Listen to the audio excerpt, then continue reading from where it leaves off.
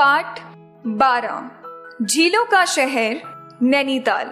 झीलों का शहर नैनीताल भारत के उत्तराखंड राज्य का एक प्रसिद्ध पर्यटन स्थल है। इसे भारत का लेक डिस्ट्रिक्ट यानी झील जिला भी कहा जाता है क्योंकि यह पूरी जगह झीलों से घिरी हुई है। मुझे पर्यटन का शौक बचपन से है। गर्मी की छुट्टियां शुरू हो चुकी थीं। हम भाई बहनों के अनुरोध पर पिताजी ने नैनीताल की यात्रा का कार्यक्रम बनाया। देश के प्रमुख पर्यटन क्षेत्रों में नैनीताल की गणना होती है। हम बच्चे बहुत खुश थे। अब हमें नैनीताल जाने का मौका मिल रहा था। कार्यक्रम तय होने के बाद से ही मन में नैनीताल देखने की अनोखी ललक पैदा हो गई थी। निश्चित तिथि पर हम दिल्ली से नैनीताल बस द्वारा रवाना हुए। दिल्ली से नैनीताल की दूरी 278 किलोमीटर है। करीब 7-8 घंटे के सफर के बाद हम नैनीताल पहुंच गए। नैनीताल पहुंचकर मन खुशी से भर गया। होटल में आराम और भोजन करके हम लोग शाम को नैनीताल शहर घूमने निकले। तालों यानी झीलों से घिरा नैनीताल सचमुच प्राकृतिक सौंदर्य का प्रतीक लग रहा था। नैनीताल हिमालय की कुमाऊं पहाड़ियों की तलहटी में स्थित है। हम सबसे पहले नैनी झील देखने गए जो सबसे प्रमुख झील है और नैनीताल का मुख्य आकर्षण केंद्र है। इसी झील के नाम पर इस जगह का नाम नैनीताल पड़ा है। यह झील चारों ओर से पहाड़ों से घिरी है। यह ताजे पानी की प्राकृतिक झील है। इस झील के चारों ओर स्थित पहाड़ों के उत्तर में इनकी सबसे ऊंची चोटी नैना पीक है। इस चोटी से संपूर्ण क्षेत्र के मनोरम दृश्य दिखाई देते हैं।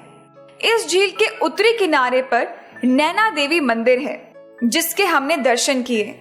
यहाँ मां सती के शक्तिपीठ की पूजा की जाती है।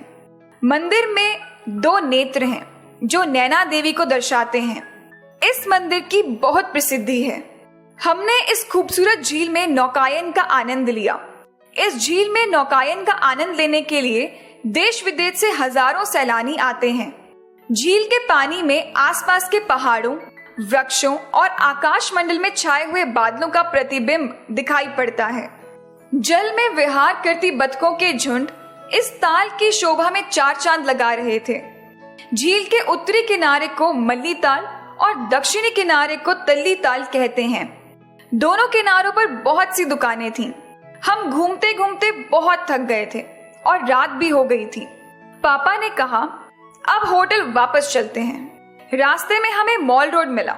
यहाँ बहुत सारे होटल, रेस्टोरेंट, ट्रैवल एजेंसी, दुकानें और बैंक हैं।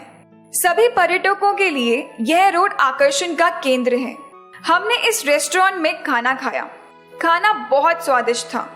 खाना खाने के बाद हमने आइसक्रीम खाई। फिर हम होटल आ गए। सुंदर सुंदर दृश्य आंखों से नहीं हट रहे थे। चूंकि हम सब बहुत थक गए थे और वहां का मौसम भी बहुत सुहावना था, सबको तुरंत ही नींद आ गई। सुबह हम नहा धोकर एवं नाश्ता करके जिम कॉर्बेट राष्ट्रीय उद्यान देखने गए जो नैनीताल शहर से कुछ ही दूरी पर स्थित है। यह भारत का सबसे पुराना राष्ट्रीय पार्क है।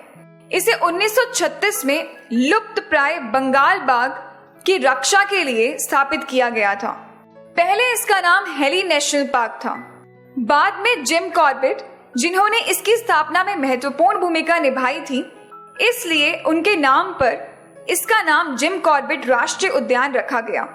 इस पार्क में सैलानियों का जमघट इस बात का द्योतक था कि यह पार्क पर्यटकों और वन्य जीव प्रेमियों के लिए आकर्षण का केंद्र है। देश विदेश से हजारों सैलानी इसे देखने पहुंचते थे। वहां हमें पता चला कि वर्तमान में इस पार्क में हर मौसम में 70,000 से अधिक आगंतुक आते हैं। यह बाघ परियोजना पहल के तहत आने वाला पहला पार्क है। इसके पार्क में उप हिमालयन क्षेत्र की भौगोलिक और पारिस्थितिक विशेषताएं हैं। यहाँ पौधों की कुल 488 प्रजातियां और जीवों की विविधताएं हैं। कॉर्बेट व्याघ्र संरक्षित क्षेत्रों में ही पर्यटन गतिविधि की अनुमति दी जाती है ताकि लोगों को इसके शानदार परिदृश्य और विविध वन्य जीव देखने का मौका मिले। इस पार्क में लगभग 520.8 वर्ग किलोमीटर में पहाड़ियां, नदी के क्षेत्र, दलदली गड्ढे, घास से भरा मैदान और एक बड़ी झील है।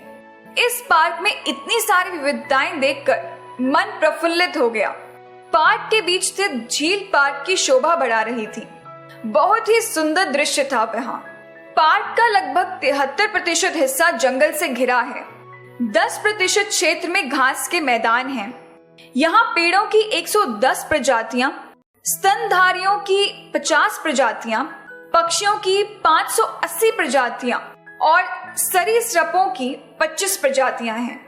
वहां पर शेर, हाथी, भालू, बाघ, सुअर, हिरन, चीता, नीलगाय, पांडा, सांभर आदि वन्य प्राणी अधिक संख्या में देखने को मिले। पहली बार इतने सारे किस्म किस्म के रंग बिरंगे पक्षियों को देखकर बहुत आनंद आया। घूमते घूमते शाम हो गई। कुछ देर बाद इन खूबसूरत वादियों की खूबसूरत यादों के साथ वापस हम दिल्ली के लिए बस से रवाना हो गए।